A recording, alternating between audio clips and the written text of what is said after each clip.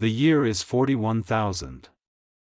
The galaxy burns with the fire of endless war. Planets are ground to ash beneath the boots of tyrants and the prayers of zealots. But death is not the worst fate in the Imperium of man.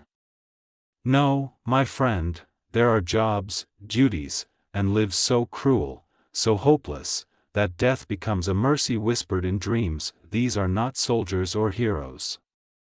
These are the forgotten, the ones who clean the blood from the cathedral floors, who feed the machine spirits that no longer speak, who shovel the corpses into the fires to keep the hives warm. Today, I will tell you the story of one man, one worker among trillions, who discovered the truth behind what the Imperium calls service.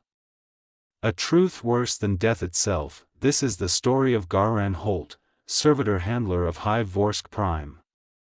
Remember his name. Because by the end, you'll wish you could forget it. The shift siren screamed like tortured souls, echoing through the steel canyons of Hive Vorsk Prime. Garran Holt opened his eyes to another day of servitude.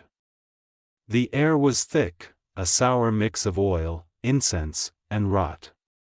Above him, banners of the God Emperor hung limp in the smog, the golden face peeling under centuries of grime. That he was 30 years old, but his hands looked like they belonged to a man of 80.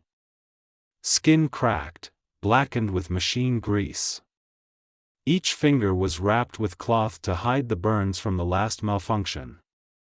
Garran was a servitor handler, one of the lowest and most cursed ranks in the manufactorum hierarchy. Every day, he tended to the servitors, once human husks now stripped of thought, replaced with metal and obedience.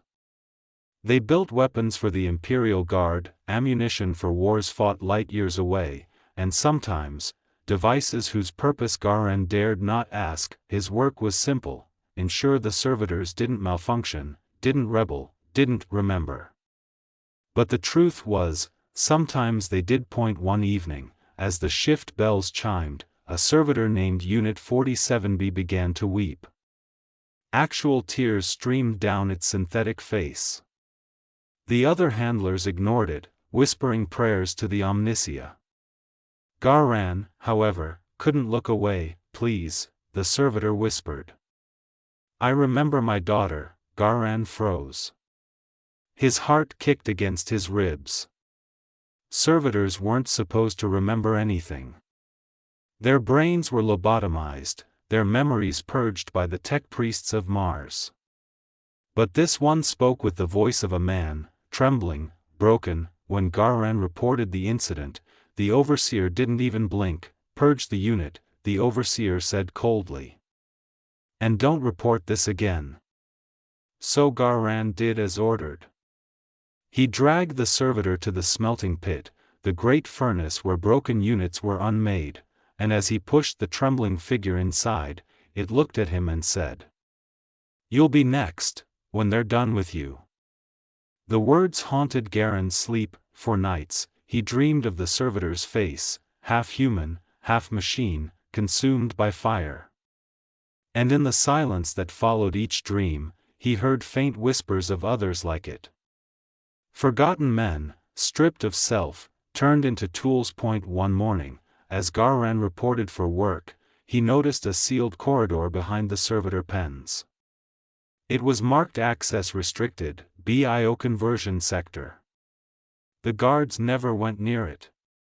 The air around it seemed wrong, humming with static, as if the walls themselves disapproved of being alive. Curiosity became an infection that he needed to know what was behind that door. That night, while the rest of the hive slept under its poisonous sky, Garran stole a key from the overseer's quarters. His hands shook as he opened the steel door. What he found inside was not a chamber. It was a factory of nightmares, rows upon rows of human beings, half-naked, eyes wide with terror, strapped to machines. Tech priests chanted Benharic prayers as they drilled metal into skulls, severed limbs, and replaced them with iron. Children screamed. Mothers begged. Every victim became another servitor, another soul erased. Garran fell to his knees. This was no repair facility. This was where servitors were made, and every worker, every handler, had once come through here, including, one day, him. The next day, Garran tried to tell someone, anyone. But the moment he spoke, the overseers dragged him to the floor and branded his cheek with the mark of heresy. He was silenced, beaten, and thrown into the dark. Days turned into weeks. He was forced to keep working, his body alive, his mind hollowed by fear. And slowly, he began to realize, the servitors' warning had not been a curse. It was a prophecy. The tech priests had been watching him, measuring him, waiting for the day his usefulness ended. That day came sooner than he thought. A malfunction in the plasma foundries claimed 10 men, and Garran's failure to report in time was declared inefficiency in service. That night, he was summoned to the conversion sector, the very room he'd once broken into. They strapped him to the same table he had once feared. A Muggos leaned over him, his face hidden behind a hood of red and gold, his voice cold and divine. Rejoice, child of man. You will serve the Emperor eternally. The machine roared. Needles punctured skin. The air filled with the smell of burning flesh.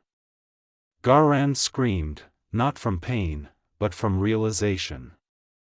Every servitor he had tended, every lifeless face he had pitied, had once screamed just like him. Before the light left his eyes, he heard a whisper, not from the machine, but from deep within his fading mind. You are not lost, Garran Holt. You are the memory of all who were forgotten. When Garran awoke, he no longer had a name. He was Servitor Unit 98, his human mind buried beneath metal and obedience, but sometimes, deep in the echoing darkness of his circuits, a single thought sparked, weak, but alive. A memory of fire. A face. A truth, and in that flicker of awareness, Garran repeated the same words the first servitor had said to him long ago. Please. I remember my daughter. The Imperium teaches that to serve is holy.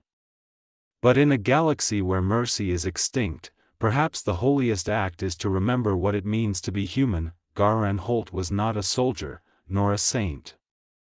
He was just a man who wanted to live, and in the end, that was his greatest rebellion. So remember him, viewer, and remember the countless souls who built the Imperium not with faith, but with suffering. Because in the grim darkness of the far future, the smallest flicker of humanity might be the only light that remains.